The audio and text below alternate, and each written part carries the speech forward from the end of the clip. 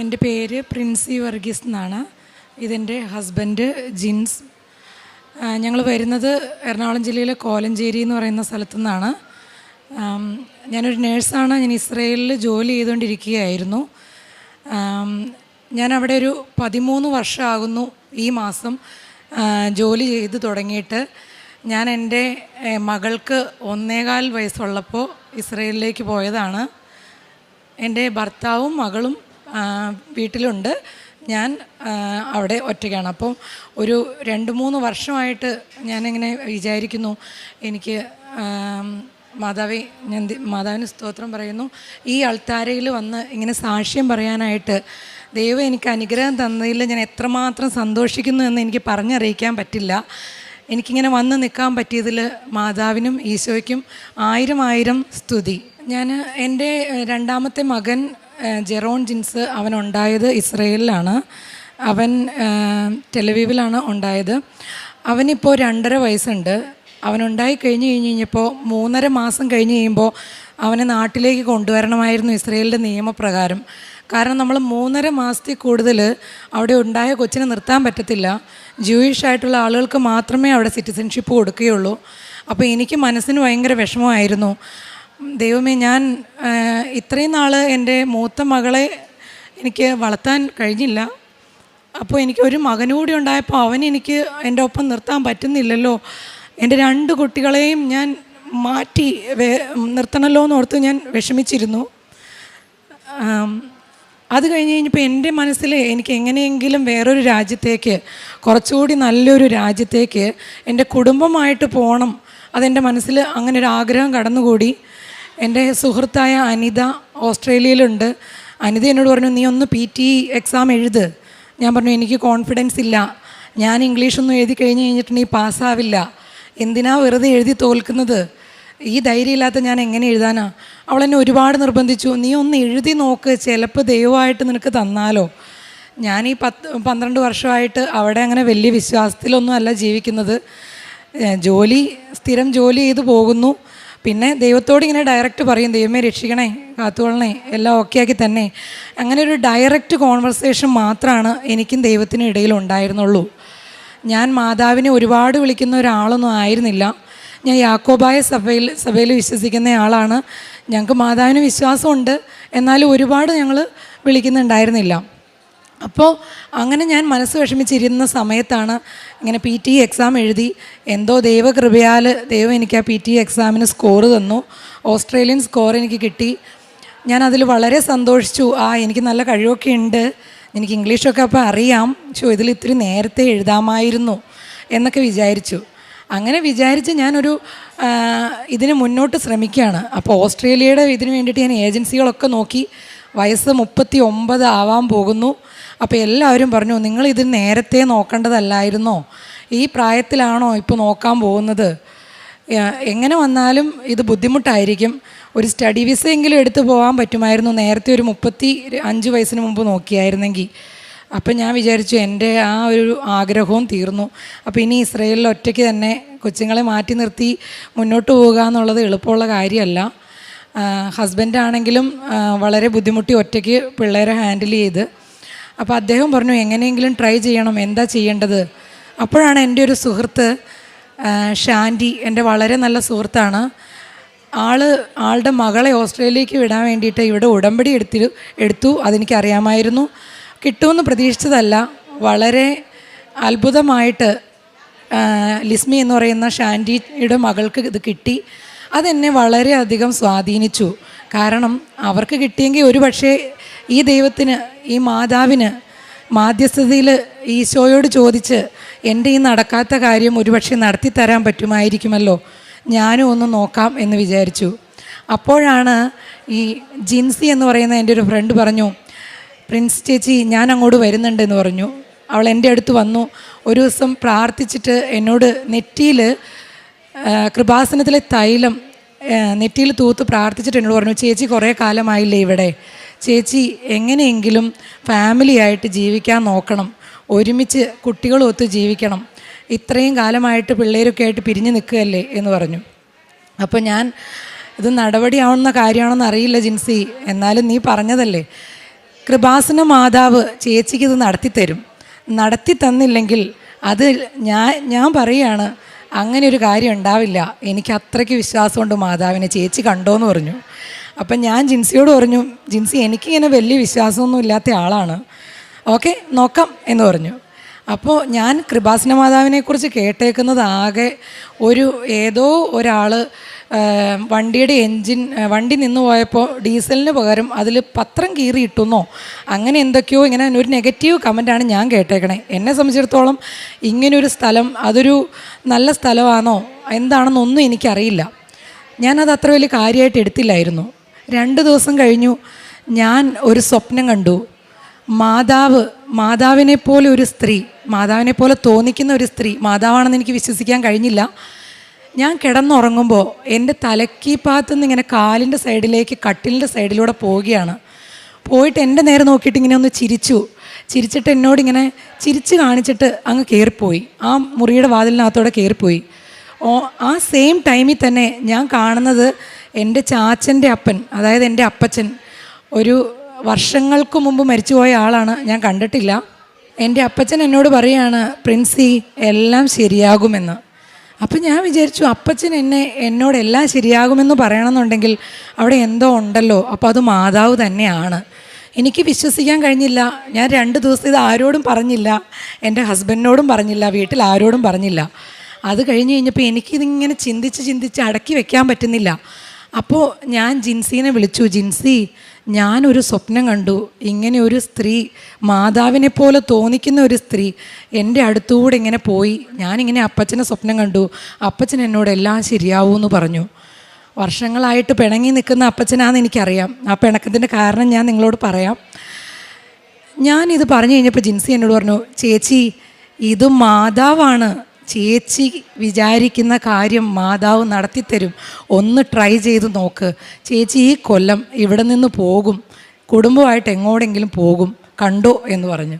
ജിൻസിയുടെ ആ വിശ്വാസം കണ്ടു കഴിഞ്ഞപ്പോൾ എനിക്ക് ശരിക്കും പറഞ്ഞു കഴിഞ്ഞാൽ അത്ഭുതം തോന്നി. അതുപോലെ തന്നെ ഇതിലെന്തോ ഉണ്ടല്ലോ എന്നുള്ള ഒരു ഉറപ്പും തോന്നി. അത് കഴിഞ്ഞിട്ട് ഞാൻ പിന്നെ ഈ ഉടമ്പടിയുടെ കാര്യങ്ങളൊക്കെ ജിൻസിയോട് ചോദിച്ച് മനസ്സിലാക്കി.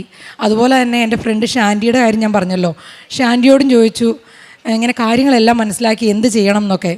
ഞാൻ എന്നിട്ട് ഓൺലൈനായിട്ട് ഉടമ്പടി എടുത്തു. എന്നിട്ട് രാവിലെയും വൈകുന്നേരവും ഞാൻ പ്രാർത്ഥിക്കാൻ തുടങ്ങി. ബൈബിൾ 12 കൊല്ലത്തോളമായിട്ട് ആകെ ലീവിന് വരുമ്പോൾ മാത്രമാണ് ഞാൻ വായിക്കുകയുള്ളൂ. ആ ലീവിന് വരുമ്പോൾ മാത്രം വായിക്കുന്ന ഞാൻ ഫോണിനകത്ത് ബൈബിളിൻ്റെ ഇതെടുത്ത് ആപ്ലിക്കേഷൻ എടുത്ത് ബൈബിൾ എല്ലാ ദിവസവും മുടങ്ങാതെ വായിക്കാൻ തുടങ്ങി. അതുകൂടാതെ പണ്ട് +2ൻ്റെ ടൈമിൽ ഒരു കഥയെഴുത്തിൽ എനിക്കൊരു 3rd പ്രൈസ് കിട്ടിയിട്ടുണ്ടായിരുന്നു. അത് +2 ടൈമിലാണ്. അതൊക്കെ ഞാൻ മറന്നു കിടന്ന കാര്യങ്ങളാണ്. അത് കഴിഞ്ഞപ്പോൾ എനിക്ക് തോന്നി, അച്ഛൻ പറഞ്ഞിട്ടുണ്ടല്ലോ എന്തെങ്കിലുമൊക്കെ വ്യത്യസ്തമായത് ചെയ്യണമെന്ന്. അപ്പോൾ ജോസഫ് അച്ഛൻ പറഞ്ഞ പോലെ തന്നെ എന്തെങ്കിലും എന്നെക്കൊണ്ട് പറ്റുന്ന ഒരു വ്യത്യസ്തത ഞാൻ ചെയ്യാമെന്ന് വിചാരിച്ചു. അപ്പോൾ എനിക്ക് തോന്നിയത്, ഞാനൊരു പാട്ട് എഴുതാം. എനിക്ക് പാട്ട് പാടാൻ അറിയില്ല, എൻ്റെ ശബ്ദം അത്ര മോശമാണെന്ന് എനിക്കറിയാം, പക്ഷേ എഴുതാലോ. മാതാവ് മാത്രമല്ലേ, ഈശോയും അല്ലേ കേൾക്കുന്നുള്ളൂ, വേറെ ആരും കേൾക്കുന്നില്ലല്ലോ. അപ്പം ഞാനത് ഒരു പാട്ട് പോലെ എഴുതി. ഞാൻ പാട്ട് പാടുന്നില്ല, സമയമില്ല, അതുകൊണ്ട് ഞാൻ അങ്ങനെ എഴുതി ഒരു 5-8 ലൈനുള്ളൊരു പാട്ട്. ആ പാട്ട് എഴുതി കഴിഞ്ഞപ്പോൾ ഞാൻ എല്ലാ ദിവസവും ആ പാട്ട് പാടി പ്രാർത്ഥിക്കാൻ തുടങ്ങി. അത് കഴിഞ്ഞപ്പോൾ ഒരാഴ്ച കഴിഞ്ഞു. ഞാൻ എൻ്റെ പേപ്പേഴ്സ്, ന്യൂസിലാൻഡിൻ്റെ പേപ്പേഴ്സ് ഏജൻസിയോട് സംസാരിച്ചു.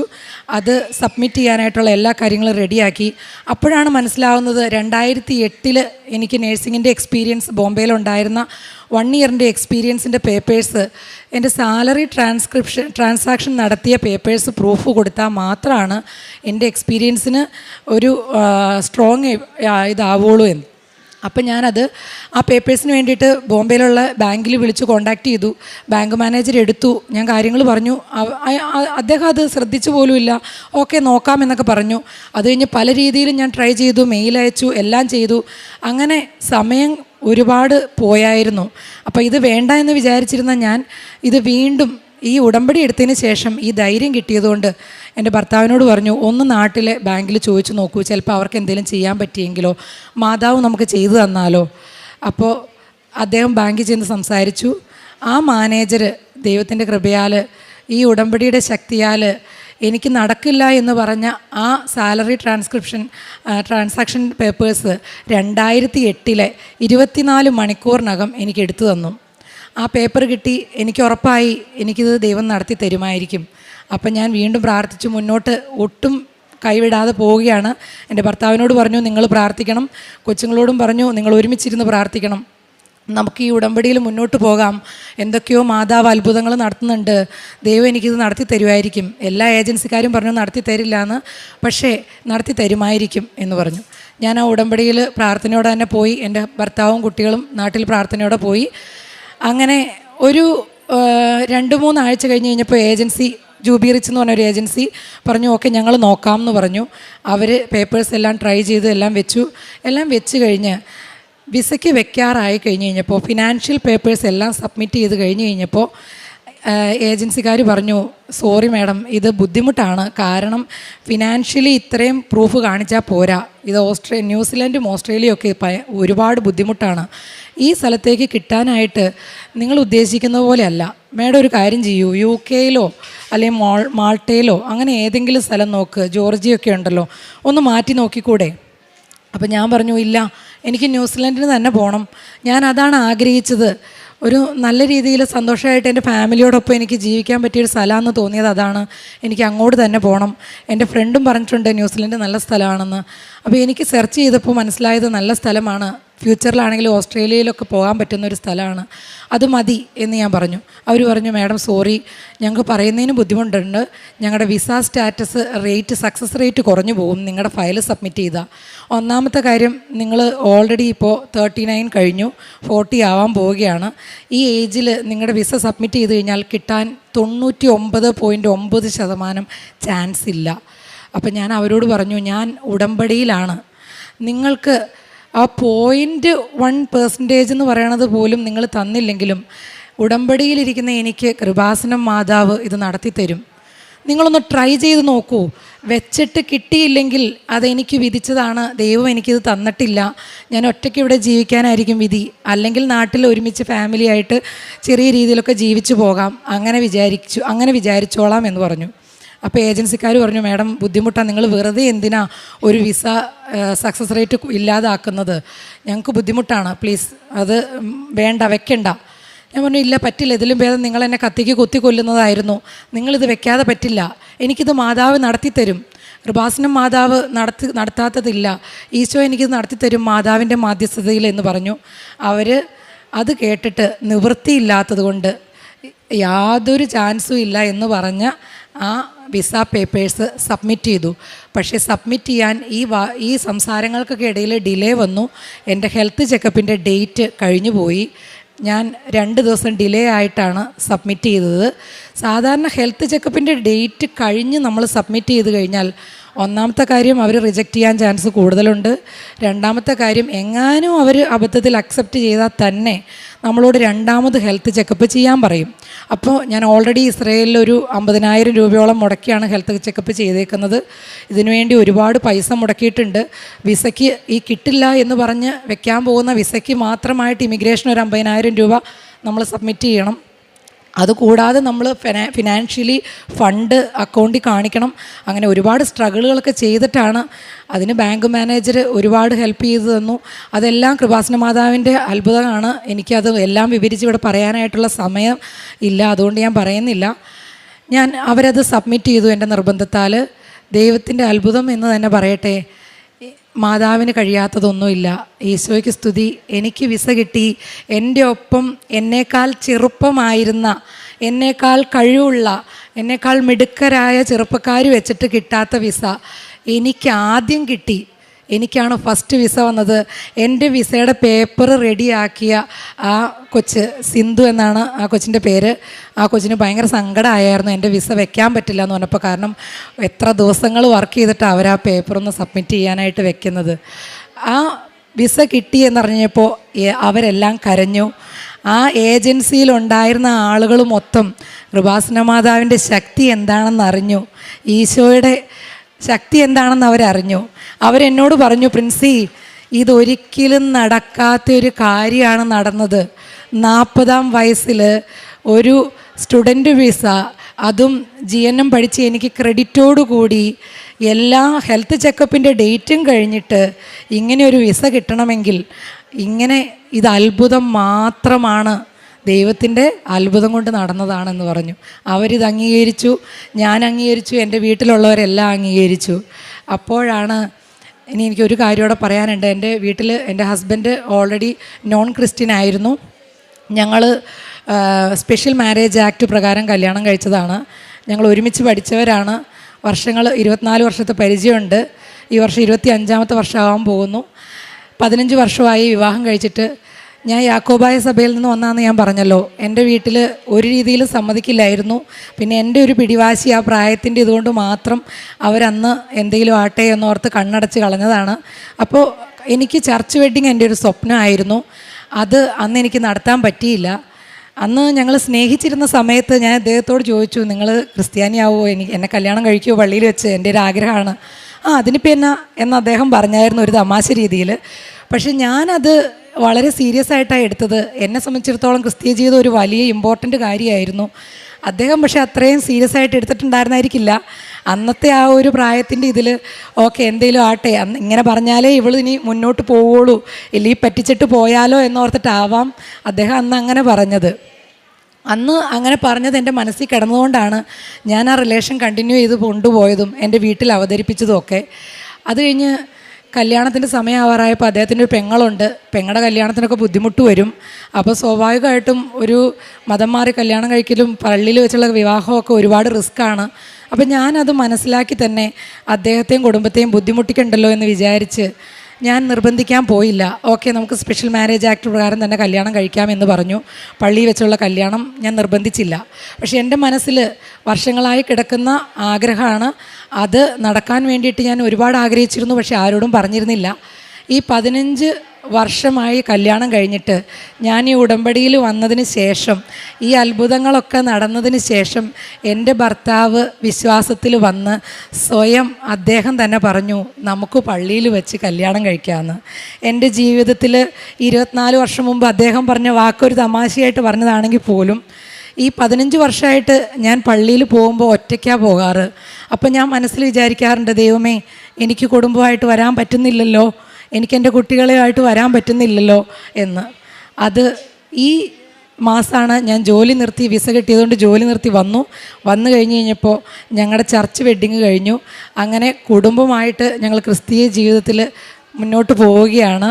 എൻ്റെ ഭർത്താവും കുട്ടികളുമായിട്ട് എനിക്കിന്ന് പള്ളിയിൽ പോയി കുർബാന കൂടി വരാൻ പറ്റുന്നുണ്ട്. ഞാൻ വളരെ സന്തോഷവതിയാണ്.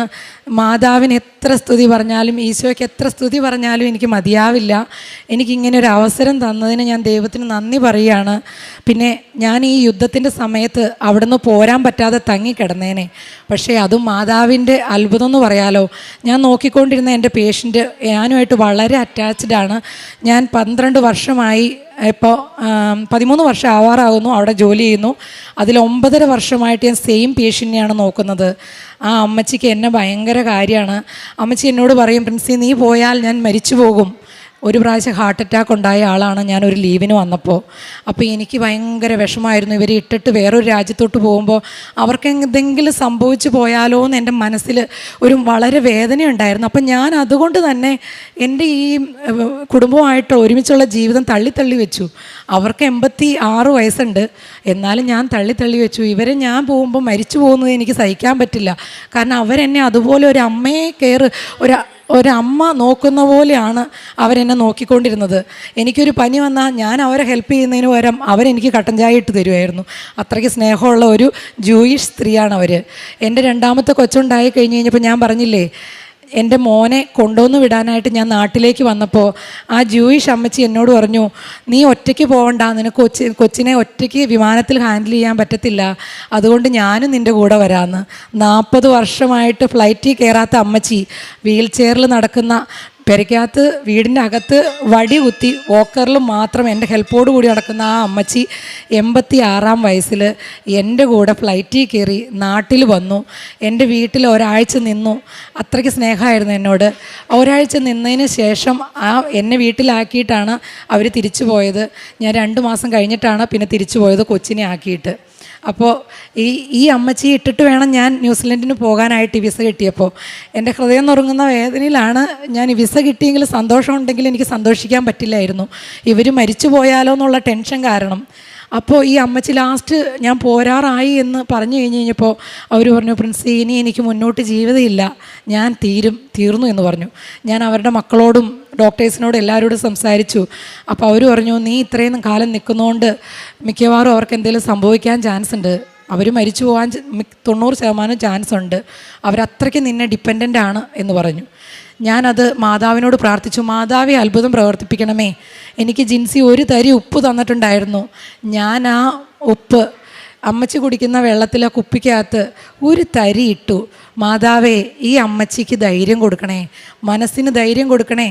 എന്നിട്ട് അമ്മച്ചി പറയണം, നീ പൊക്കോ, നീ നിൻ്റെ കുടുംബമായിട്ട് ജീവിച്ചോ, അത് കുഴപ്പമില്ല, ഞാൻ ഇത്തരം പ്രായമായതല്ലേ, എനിക്ക് വേറെ ആളുടെ കൂടെ അഡ്ജസ്റ്റ് ചെയ്യാനൊക്കെ പറ്റും എന്ന് പറയണമെന്ന് ഞാനിങ്ങനെ പ്രാർത്ഥിച്ചിട്ട് കരഞ്ഞു പ്രാർത്ഥിച്ചു. അത് കഴിഞ്ഞിട്ട് ഞാൻ ഈ വെള്ളം കുടിക്കാൻ കൊടുത്തു. പിറ്റേ ദിവസം രാവിലെ അമ്മച്ചി എഴുന്നേറ്റ് വന്ന് വർത്താനമൊക്കെ പറഞ്ഞു. ഞങ്ങൾ സ്ഥിരം വർത്താനം പറഞ്ഞിരിക്കണ പോലെ വർത്താനമൊക്കെ പറഞ്ഞു കഴിഞ്ഞപ്പോൾ ഞാൻ ഈ കാര്യങ്ങളൊക്കെ സംസാരിച്ചു. എൻ്റെ ലൈഫിൻ്റെ ഫ്യൂച്ചർ പ്ലാനുകളും എനിക്കിനി നാട്ടിൽ ചെന്നിട്ട് ഒന്നോടെ കല്യാണം കഴിക്കണതൊക്കെ എൻ്റെ ഒരു ആഗ്രഹമാണെന്നുള്ള കാര്യങ്ങളൊക്കെ പറഞ്ഞു. അപ്പോൾ അമ്മച്ചി പറഞ്ഞു, നീ പൊക്കോ, ഞാൻ വേറൊരാളെ വെച്ച് അഡ്ജസ്റ്റ് ചെയ്തോളാം, എനിക്ക് കുഴപ്പമില്ല, നീ പേടിക്കണ്ട, നീ ധൈര്യമായിട്ടിരുന്നോ, നിന്നെപ്പോലെ ആവില്ല വേറൊരാളും, പക്ഷേ നിനക്കൊരു നല്ല ലൈഫുണ്ട്, ഞാനത് കാണണ്ടേ, ഞാൻ ഇത്രയും സെൽഫിഷ് ആവാൻ പാടില്ലല്ലോ, അതുകൊണ്ട് നീ ധൈര്യമായിട്ട് പൊക്കോ, നോക്കൂ പകരം ഒരാളെ നോക്കാമെന്ന് പറഞ്ഞു. അങ്ങനെ ദൈവത്തിൻ്റെ കൃപയാൽ ഞാൻ പ്രാർത്ഥിച്ചു, മാതാവേ ഈ അമ്മച്ചിക്ക് എന്നെക്കാ നന്നായിട്ട് ആ അമ്മച്ചീനെ നോക്കുന്ന ഒരാളെ കിട്ടണേ, എന്നാൽ മാത്രമേ എനിക്ക് സന്തോഷത്തോടെ ഇവിടുന്ന് പോകാൻ പറ്റത്തുള്ളൂ. ഞാൻ പ്രാർത്ഥിച്ച് ഞാൻ റിസൈൻ ലെറ്റർ കൊടുത്ത് 4ാമത്തെ ദിവസം എൻ്റെ ഫാമിലി തന്നെ പറയുകയാണ്, ഒരു സ്റ്റാഫുണ്ട്, നമുക്കൊന്ന് ഇൻ്റർവ്യൂ ചെയ്ത് നോക്കാം എങ്ങനെയുണ്ടെന്ന്, നിനക്ക് ഇഷ്ടമാവുകയാണെന്നുണ്ടെങ്കിൽ നമുക്ക് കൺഫേം ചെയ്യാമെന്ന് പറഞ്ഞു. അവർ വന്നു. എന്നെപ്പോലെയൊക്കെ തന്നെ ഏകദേശം ഇരിക്കുന്ന ഒരാൾ. അമ്മച്ചിക്ക് എല്ലാവരെയും ഒന്നും ഇഷ്ടപ്പെടത്തില്ല, അമ്മച്ചിക്ക് ഒരു പ്രത്യേക കൺസെപ്റ്റുള്ള ടൈപ്പ് ആളാണ്. പക്ഷേ ആ കൊച്ചിനെ കണ്ടു കഴിഞ്ഞപ്പോൾ അമ്മച്ചിക്ക് ഭയങ്കര ഇഷ്ടമായി. അതും ദൈവാധീനത്തിന് ഒരു ഇന്ത്യക്കാരിയായ സ്റ്റാഫിനെ തന്നെ, നേഴ്സിനെ കിട്ടി. വളരെ നല്ല വ്യക്തി. ഞാൻ എല്ലാം പറഞ്ഞു കൊടുത്തു, എന്തൊക്കെ ചെയ്യണം, അമ്മച്ചിനെ എങ്ങനെ കെയർ ചെയ്യണം എല്ലാം പറഞ്ഞു കൊടുത്തു. അതുപോലെ തന്നെ കറക്റ്റായിട്ട് ചെയ്യുന്ന ഒരാളെ ദൈവം എനിക്ക് തന്നു. അതും ഞാൻ റിസൈൻ ലെറ്റർ കൊടുത്ത് കിട്ടുമെന്ന് പ്രതീക്ഷിക്കുന്നതിന് മുമ്പായിട്ട്. അതുകൊണ്ട് തന്നെ ഞാൻ കൊടുത്ത ഡേറ്റിനേക്കാളും മുമ്പേ എനിക്ക് ജോലിയിൽ നിന്ന് ഇറങ്ങാൻ പറ്റി. അതുകൊണ്ട് തന്നെ എനിക്ക് ആ ജോലിയിൽ നിന്ന് ഇറങ്ങി സമയത്തിന് ഇന്ത്യയിൽ എത്താൻ പറ്റി.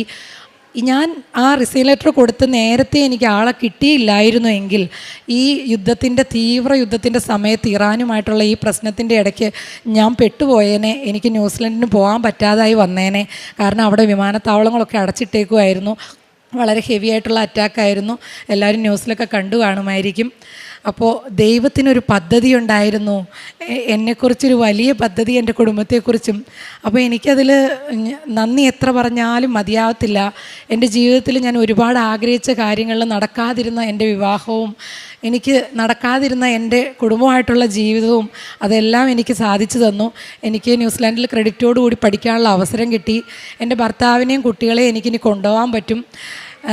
ദൈവത്തിന് ഞാൻ ഒരുപാട് നന്ദി പറയുന്നു. പിന്നെ പ്രേക്ഷിത പ്രവർത്തനമായിട്ട് ചെയ്തുകൊണ്ടിരുന്നത് എനിക്ക് ഒരുപാട് പുറത്തു പോയി ഒന്നും ചെയ്യാൻ പറ്റത്തില്ല. കാരണം ഞാനൊരു സിംഗിൾ പേഷ്യൻ്റ് നോക്കുന്നതാണ്. അതുകൊണ്ട് ഞാൻ ഓൾറെഡി പൈസ കൊടുത്ത് പാവങ്ങളായിട്ടുള്ള ആളുകൾക്ക്, ധനസഹായം വേണ്ട ആളുകൾക്ക് പൈസ കൊടുത്ത് സഹായിക്കുമായിരുന്നു. അതുപോലെ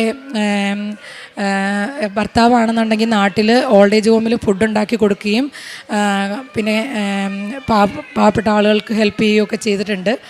പിന്നെ കൃപാസനം പത്രം ഞങ്ങൾ അദ്ദേഹം ഉടമ്പടി എടുത്തു ഈ വിശ്വാസത്തിൽ വന്നതിന് ശേഷം. അതിനുശേഷം കൃപാസനം പത്രം എല്ലാവർക്കും കൊടുക്കാൻ തുടങ്ങി. ഞാനാണെങ്കിൽ എനിക്ക് പറ്റുന്ന പോലെ ഷെയർ ചെയ്യാനായിട്ട് ഓൺലൈൻ വഴി എൻ്റെ അച്ഛൻ്റെ ധ്യാനങ്ങളും അതുപോലെ എല്ലാ കാര്യങ്ങളും ഷെയർ ചെയ്യാൻ തുടങ്ങി. അങ്ങനെ ദൈവവിശ്വാസത്തിൽ എൻ്റെ കുടുംബം നല്ല രീതിയിൽ പോവുകയാണ്. ഞങ്ങൾ ഒരുപാട് സന്തോഷത്തിലാണ് ഇന്ന് ക്രിസ്തീയ ജീവിതത്തിൽ എൻ്റെ കുടുംബത്തിനെ മുന്നോട്ട് നയിച്ചതിൽ. ദൈവത്തിന് നന്ദി പറയുന്നു. മാതാവിന് കുർബാനയും കുമ്പസാരവും ഒക്കെ ഉണ്ട്. എല്ലാ രീതിയിലും ക്രിസ്തീയ ജീവിതത്തിലാണ് ഞങ്ങളിപ്പോൾ പോകുന്നത്.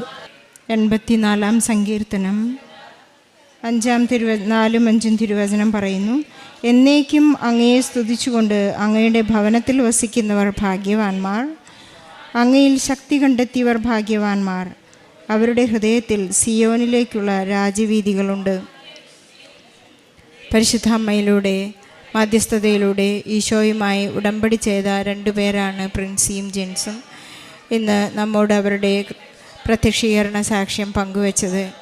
ജീവിതത്തിലുടനീളം പരിശുദ്ധ അമ്മ വളരെ മുൻപ് തന്നെ പ്രിൻസിയെ പരിപാലിച്ചിരുന്നു എന്ന് ഈ സാക്ഷ്യത്തിലൂടെ നമുക്ക് വ്യക്തമാക്കാം.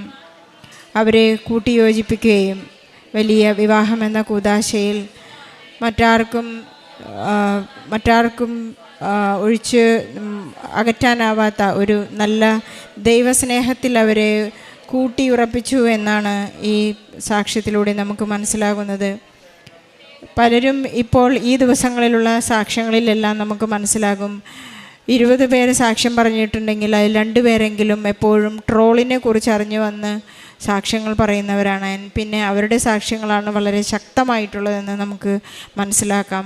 ട്രോള് കേട്ട് അല്ലെങ്കിൽ അതിനെക്കുറിച്ച് കളിയാക്കി നെഗറ്റീവ് കമൻ്റ് അടിച്ച് ഒക്കെ വന്നിട്ടുള്ള പല വ്യക്തികളും വിശ്വാസത്തിൻ്റെ വളരെ വലിയ ശക്തമായ സാക്ഷ്യങ്ങളാണ് ഈ പരിശുദ്ധ അമ്മ പ്രത്യക്ഷപ്പെട്ട ഈ അൾത്താരയിൽ പറയുന്നത്, സാക്ഷ്യപ്പെടുത്തുന്നത്.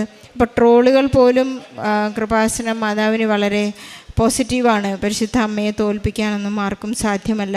കാരണം ഇത് ദൈവത്തിൻ്റെ പദ്ധതിയാണ്, പദ്ധതിയിലുള്ള പ്രവർത്തനങ്ങളാണ്. ജോസഫ് അച്ഛൻ പറയുന്നത് പോലെ ഇത് ഒരു ചൊല്ലുന്ന പ്രാർത്ഥനയല്ല, ചെയ്യുന്ന പ്രവൃത്തിയായതുകൊണ്ട് ഇത് പരിശുദ്ധ അമ്മയുടെ മധ്യസ്ഥതയിലുള്ള ഒരു പ്രവൃത്തിയാണ്, ഒരു ജീവിത രീതിയാണ്, ഒരു ജീവിതക്രമമാണ്. 11 വർഷമായിട്ട് ഇസ്രായേലിൽ കണ്ടിന്യൂസായി ജീവിച്ച ഈ മകൾ ഒരു സുഹൃത്ത് വഴിയായിട്ടാണ് കൃപാസനത്തിലേക്ക് കടന്നു വരുന്നത്. നമുക്കെല്ലാവർക്കും ഒരു സുഹൃത്തോ അല്ലെങ്കിൽ ആരെങ്കിലും കൃപാസനം പത്രമോ ഒരല്പം വിശുദ്ധ ഉപ്പോ ഇവിടുത്തെ വിശുദ്ധ തൈലമോ എന്തെങ്കിലുമൊക്കെ നമ്മുടെ ജീവിതത്തിലേക്ക് കടന്നു വന്നിട്ടുണ്ടാവും പരിശുദ്ധ അമ്മയുടെ മാധ്യസ്ഥമായിട്ട്. അങ്ങനെ ഈ മകൾ വളർന്ന് വളരെ അമ്മയുടെ വലിയ ഒരു സ്നേഹത്തിൻ്റെ പാത്രമായി തീർന്നു. പരിശുദ്ധ അമ്മയെക്കുറിച്ചുള്ള ഒരു ടൈറ്റിലാണ് ലുത്തിനെ, സ്നേഹത്തിൻ്റെ പാത്രമേ. പരിശുദ്ധ അമ്മയെപ്പോലെ നമുക്ക് പരിശുദ്ധ അമ്മയോട് ചേർന്ന് നിൽക്കാൻ ഒരു വലിയ അവസരം നമുക്ക് നൽകിയാണ് കൃപാസനം കുടുംബാംഗമാകുന്നതിലൂടെ. നമുക്ക് ഈശോയ്ക്കും പരിശുദ്ധ അമ്മയ്ക്കും നന്ദി പറയാം. നാം ഉടമ്പടി എടുത്തു കഴിയുമ്പോൾ നമ്മുടെ എല്ലാ മൈന്യൂട്ട് കാര്യങ്ങളും, വർഷങ്ങളായിട്ട് നമുക്ക് നഷ്ടപ്പെട്ട ഡോക്യുമെൻറ്റുകളെല്ലാം നമുക്ക് തിരിച്ചു കിട്ടുന്നു. 2008 ഈ സഹോദരിക്ക് നഷ്ടപ്പെട്ട ഒരു ബാങ്ക് ട്രാൻസാക്ഷൻ 24 മണിക്കൂറിനുള്ളിലാണ് സമയച്ചുരുക്കത്തിൻ്റെ അമ്മായി സഹോദരിക്ക് പ്രാപിച്ചു കൊടുത്തതെന്ന് പറയുന്നു. പരിശുദ്ധ അമ്മയുടെ മധ്യസ്ഥതയിൽ കാനായിലെ കല്യാണ വിരുന്നിൽ 6 ഭരണി വീഞ്ഞുണ്ടാക്കാൻ ഒരൊറ്റ നിമിഷമേ ഉണ്ടായുള്ളൂ. ദൈവനാമം മഹത്വപ്പെടട്ടെ എന്ന് അവൻ പറയുന്നത് പോലെ ചെയ്യുക എന്ന് പരിശുദ്ധ അമ്മ പറയുന്ന സമയം കൊണ്ട് ഒരു വിവാഹ വിരുന്നിൻ്റെ മാനക്കേട്, അപമാനം നീക്കിക്കളഞ്ഞ പരിശുദ്ധ അമ്മയാണ് നമ്മുടെ ഏറ്റവും വലിയ തുണയായിട്ടുള്ളത്. അതുപോലെ തന്നെ നാം കാരുണ്യ പ്രവൃത്തികളൊക്കെ ചെയ്യുമ്പോൾ കരുണ കലരുന്നുണ്ടോ എന്നാണ് നമുക്കെപ്പോഴും ചിന്തിച്ചു നോക്കേണ്ടത്. നമുക്ക് നമ്മുടെ കാരുണ്യ പ്രവൃത്തികളുടെയും പ്രേക്ഷിത പ്രവർത്തനങ്ങളുടെയും മാറ്റുരയ്ക്കേണ്ട സമയമാണിത്. ഞാൻ ഈശോയെ മറ്റുള്ളവർക്ക് കൊടുക്കുന്നുണ്ടോ? ഞാൻ എന്തുമാത്രം ഈശോയെ സ്വീകരിച്ചോ അത്രമാത്രം എനിക്ക് ഈശോയെ കൊടുക്കാൻ സാധിക്കുന്നുണ്ടോ എന്നുള്ളത് നാം ചിന്തിച്ച് നോക്കേണ്ട മാറ്റുരച്ച് നോക്കേണ്ട ഒരു സംഗതിയാണ്.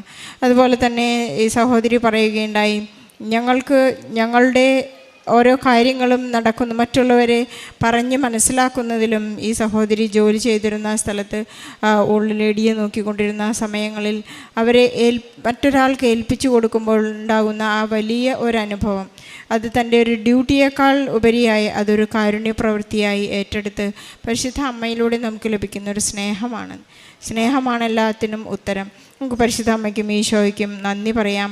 നമ്മുടെ ജീവിതങ്ങളെയെല്ലാം നമുക്ക് പരിശുദ്ധ അമ്മയുടെ കയ്യിലേക്ക് കൊടുക്കാം. നാം ഉടമ്പടിയിലായിരിക്കുമ്പോൾ പരിശുദ്ധ അമ്മയുടെ ഉറപ്പാണ് ഈശോ നമുക്ക് നൽകുന്നത്.